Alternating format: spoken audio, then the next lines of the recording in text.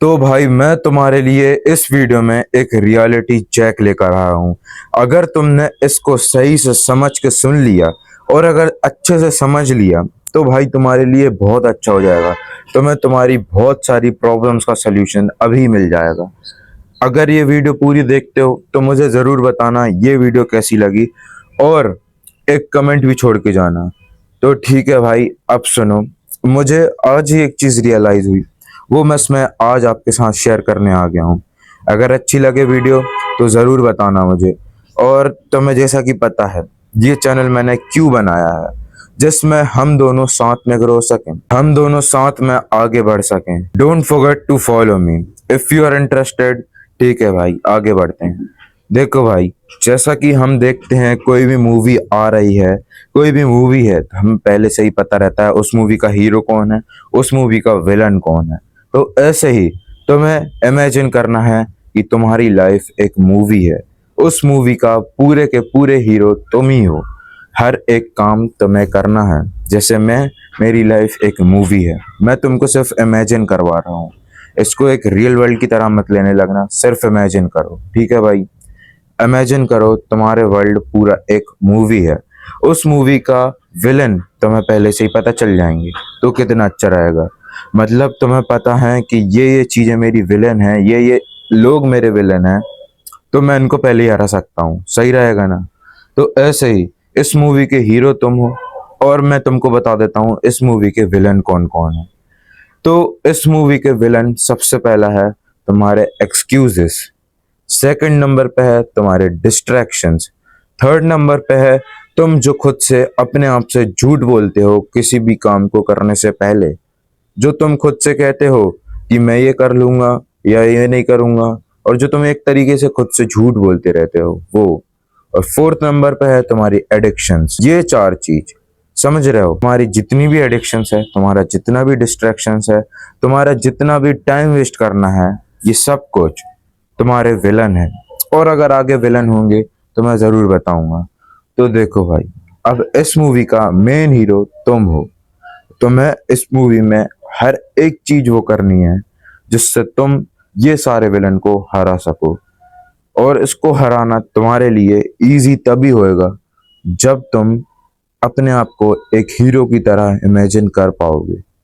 अगर तुम खुद को एक नॉर्मल ह्यूमन की तरह रखोगे तो नहीं हो पाएगा। अगर तुम ये इमेजिनरी वर्ल्ड में तुम अपने आप को हीरो रखोगे तभी तुम इन चारों चीजों को हरा पाओगे। और देखो भाई, मैं जानता हूँ ये एक नॉर्मल इंसान के लिए, एक इंसान जो कुछ नहीं कर रहा है, जो ऑलरेडी बहुत ज्यादा डिस्ट्रैक्टेड है, जिसके पास बहुत सारी एडिक्शंस है, अगर ये वो पहली बार ये सुनेगा ना तो उसको कुछ समझ में नहीं आएगा और वो कुछ नहीं कर पाएगा क्योंकि ये सब उसके लिए बहुत नया है। बट अगर तुम थोड़े से भी इम्प्रूव करने की जर्नी में हो तो तुम अपने आप को इस चीज में इमेजिन अच्छे से कर पाओगे। तो भाई, अब तुम्हें तुम्हारे विलन्स पता है, तुम्हें ये भी पता है कि तुम उनको हरा सकते हो, तुम्हें ये भी पता है कि ये तुम्हारी मूवी है। तो बताओ भाई, तुम उनको कैसे हराओगे? तो भाई तुम्हें कोई प्लान रेडी करना पड़ेगा। तुम्हें ऐसा कुछ ना कुछ जरूर करना पड़ेगा जिससे तुम उनको हरा पाओ।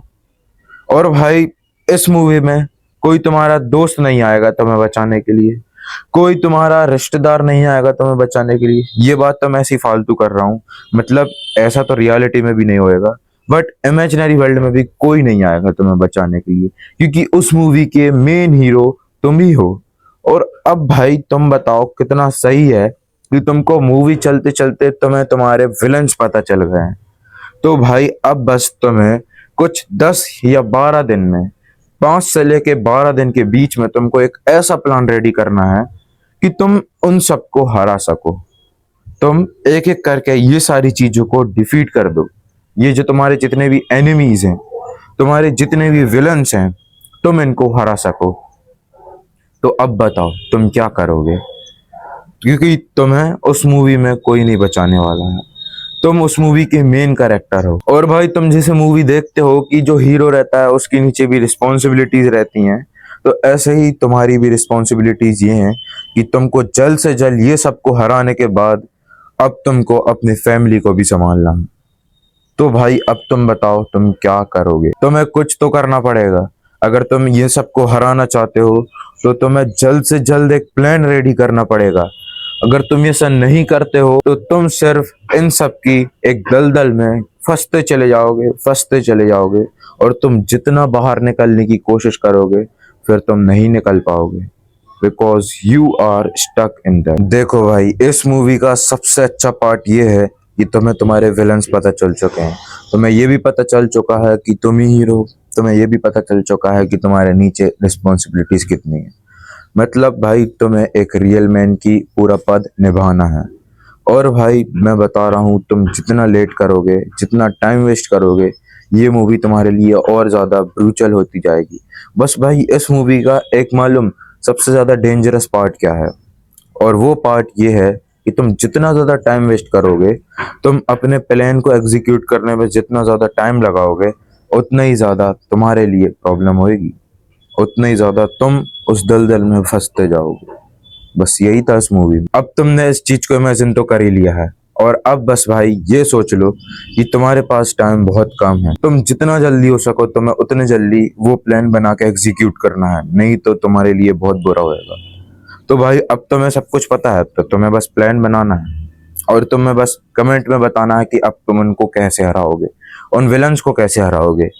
तो that's all for this video. अगर ये वीडियो अच्छी लगी हो तो बस बताना मुझे, ठीक है भाई। कल तक के लिए स्टे स्ट्रॉन्ग, मेरे लिए हमेशा तेरा मी स्ट्रॉन्ग, और भाई फिर कल मिलते हैं, ठीक है।